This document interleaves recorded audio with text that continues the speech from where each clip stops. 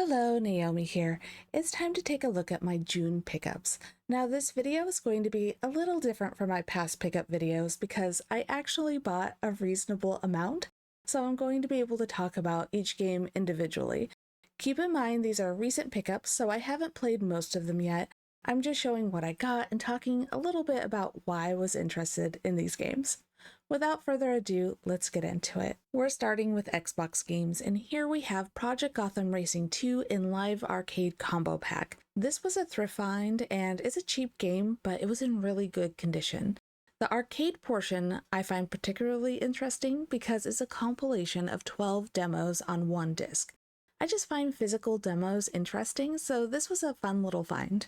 Dragon Age Origins was another thrift find. Again, not an expensive game, but it was in really good condition. This is an RPG I didn't already have in my collection. I actually haven't played any of the Dragon Age games. I've watched some of the animated show that's on Netflix, but I do know there are comics, novels, and even an animated movie. This is a very rich fantasy world that I'm eager to get sucked into. It's a little intimidating though, trying to figure out where to start when there are so many facets. But where's a better place to start than a game called Origins? Now, if you've been watching my past pickup videos, you know I just bought Skyrim Anniversary Edition for the PlayStation 4, so why did I pick up the Xbox 360 version? Well, this was another thrift find, and look at the map that was included. The Anniversary Edition also has a map, but that was a glossy poster. This edition's map is printed on a thick cotton blend paper. It's hard to convey the feel on film, but I'm trying to show the texture here.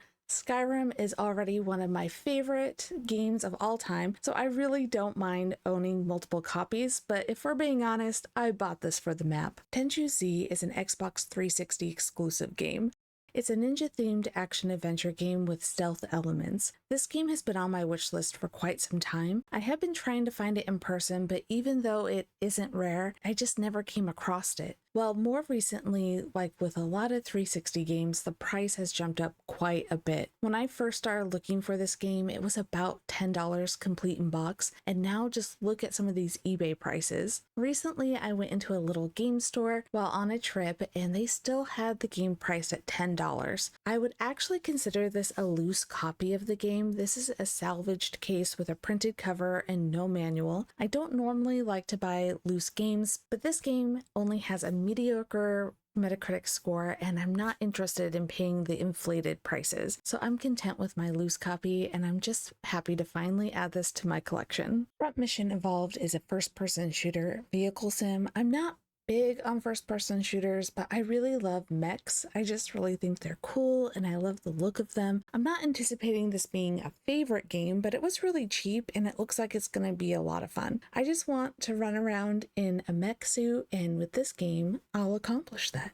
Homefront is another first-person shooter, which again isn't my favorite genre, but I've heard good things about this one. This takes place in a war-torn United States. You join a group of rebels fighting a united Korea. Once again, I'm not expecting this to be a favorite, but with a Metacritic score of 70, I think it's worth a playthrough. Now moving on to the PlayStation. I'm going to pronounce this incorrectly, so I'm sorry, but here's Utawarerumono Mask of Truth. This is actually the last game in a trilogy. These are strategy RPGs, which is my favorite genre. This was actually somewhat of a blind buy because the only thing I knew of it before buying was that it was a strategy RPG that I hadn't heard of. And then I found the launch edition for about $20. If you would like to see what's in that edition, I have an unboxing short linked in the comments. Now, I've done some research and it's strongly recommended to play the games in order. I currently don't own the first two entries, which are a lot more expensive, so I'm not sure when I'll be able to get to this game. It really looks promising though, and I want to play it eventually. Spider-Man 2. I really love the new Spider-Man games so much. I bought the Spider-Man limited edition controller at launch, which I have an unboxing short of if you would like to take a look at that, but I wouldn't allow myself to open it until I had the game. I wanted the first game I played on that controller to be Spider-Man 2. I didn't buy the game at launch because I knew it would go on sale eventually, but it was really hard to wait because I wanted to play. I'm glad I waited though because I got a good deal and now I finally get to use my Spider-Man controller. I do this a lot unless I'm buying a special edition or getting some kind of bonus. I very rarely buy games at launch. I typically buy games on sale or secondhand. Phobia is an action puzzle horror game. This game looks fantastic. I really love horror games with puzzle elements. I mean, Resident Evil is one of my favorite games of all time. I'm always happy to add another horror game to my collection. A frustrating thing that happened with this purchase though is I bought this on Amazon and the listing showed the North American version, but I received the PAL version. As far as gameplay goes, this won't affect anything, but as a collector, I expect to receive the version of the game I order. After looking through the reviews for this listing, I saw this isn't an isolated event for this seller. Other customers received the PAL version as well. I thought about returning it, but ultimately decided to go ahead and keep it. I'm just going to be even more careful in the future when buying games on Amazon. Now wrapping things up with some Switch pickups. This is the limited run Jurassic Park collection. This is a collection of 7 games, all are on the cart, no download codes. Now this isn't a bad port of the games, but this isn't a collection of games held in the highest esteem. I think to own this collection you really need to be a fan of the Jurassic Park franchise or have nostalgia for these games in particular. We're all fans of the Jurassic Park movies in my household, but the real reason I picked this up is because it's what my husband wanted for Father's Day, so of course my son and I picked it up for him. There are some 2-player games within this collection, so we will be playing this together at some point.